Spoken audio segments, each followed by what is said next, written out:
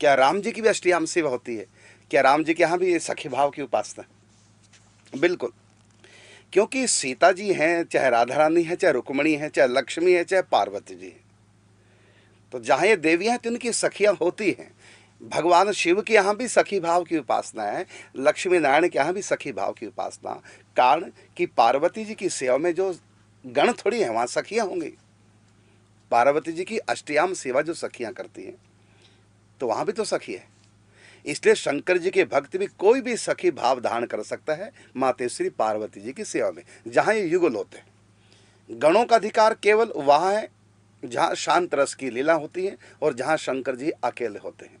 लेकिन जो अंतःपुर में जहाँ शिव पार्वती का दिव्य प्रेम क्रीड़ा होती है, तो उसमें गणों का प्रवेश नहीं, वहाँ पार्वती जी की सखियाँ ही होती हैं। इसलिए भगवान शिव पार्वती की सेवा में, युगल की सेवा में सखियाँ हैं, पार्वती जी की सेवा में सखियाँ हैं। और इसी प्रकार से लक्ष्मी नारायण वैकुंठ में सखियाँ हैं लक्ष्मी जी की।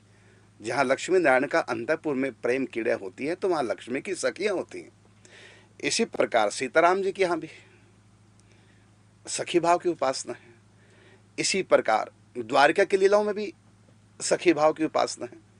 वहाँ जो महालक्ष्मी रुक्मणी आदि हैं, उनकी अंतःपुर की जो सखियाँ हैं, तो वहाँ पर युगल सेवा करती हैं रुक्मणी कृष्ण की।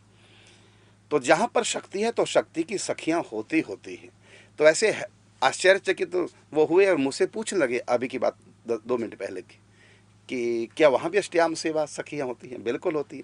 यहाँ तक कि हनुमान जी भी जब मातेश्वरी सीता जी की सेवा में होते हैं, तो हनुमान जी का भी वहाँ सखी भाव होता है। वहाँ हनुमान जी का नाम होता है चारों शिला सखी। यहाँ तक कि वशिष्ठ जी भी वहाँ सखी भाव में होते हैं। जहाँ अंतःपुर में सीता जी की सेवा है, तो वहाँ नित्य साकेत धाम में, तो वहाँ वशिष्ठ जी का भी सखी भाव है। सनकादिकों का, देव ऋषि नारद जी का, सब सखी भाव से जाते हैं शक्ति की सेवा में। तो अभी आप देख रहे थे